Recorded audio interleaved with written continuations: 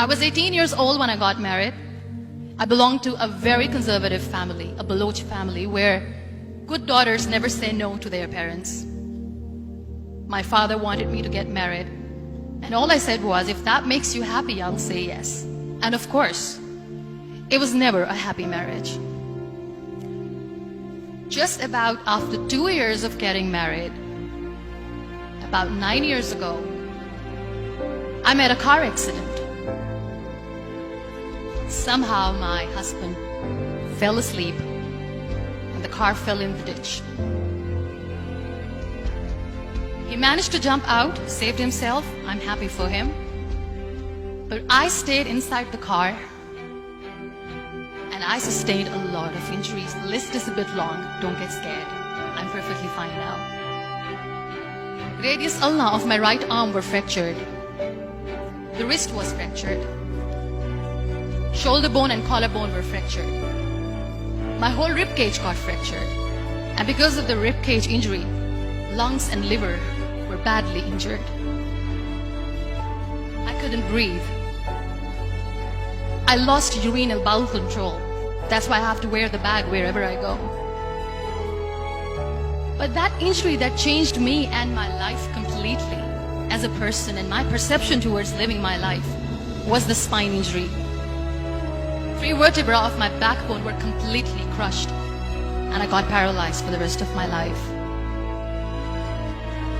So this accident took place in a far-flung area in the outskirts of a very small province, Balochistan, where there was no first aid, no hospital, no ambulance. I was in the middle of nowhere in that toppled car.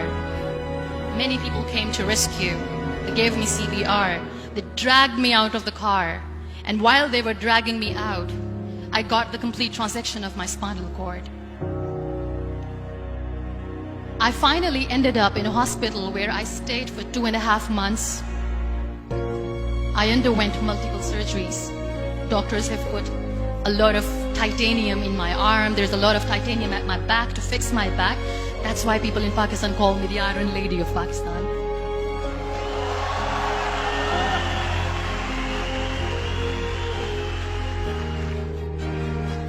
Those 2.5 months in the hospital were dreadful. I will not make up stories just to inspire you. I was at the verge of despair. One day, doctor came to me and he said, well, I heard that you wanted to be an artist, but you ended up being a housewife. I have a bad news for you. You won't be able to paint again because your wrist and your arm are so deformed, you won't be able to hold a pen again. And I stayed quiet. Next day, doctor came to me and said, your spine injury is so bad, you won't be able to walk again. I took a deep breath and I said, it's all right. The very next day, doctor came to me and said, because of your spine injury and the fixation that you have in your back, you won't be able to give birth to a child again. That day, I was devastated. I still remember, I asked my mother, why me? And that is where I started to question my existence. Why am I even alive? What's the point of living? I cannot walk, I cannot paint, fine, I cannot be a mother. And we have this thing in our heads, being women, that we are incomplete without having children. I am going to be an incomplete woman for the rest of my life. What's the point, soul? My mother said to me, this too shall pass. God has a greater plan for you. I don't know what it is, but He surely has.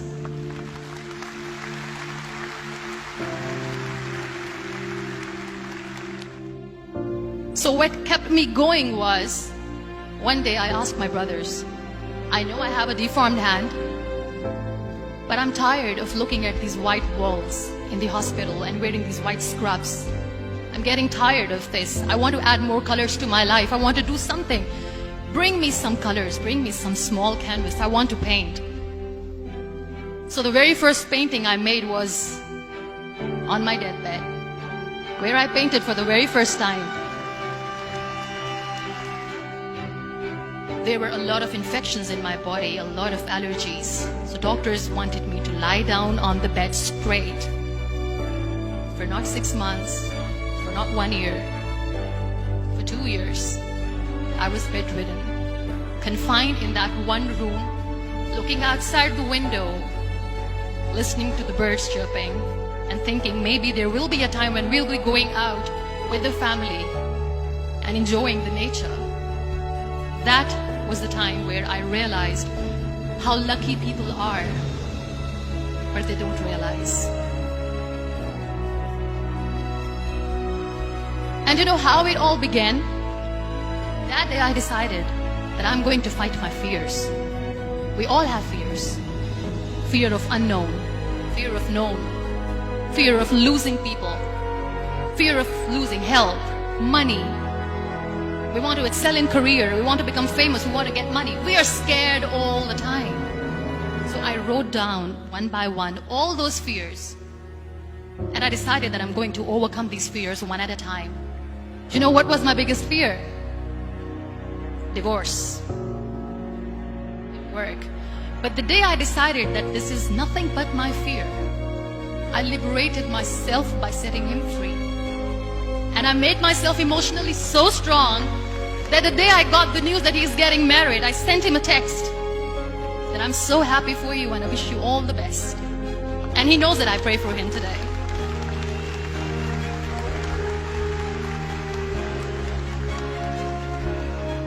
My biggest fear, number 2, was I won't be able to be a mother again.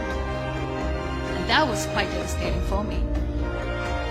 But then I realized there are so many children in the world, all they want is acceptance. So there is no point of crying, just go and adopt one. And that's what I did.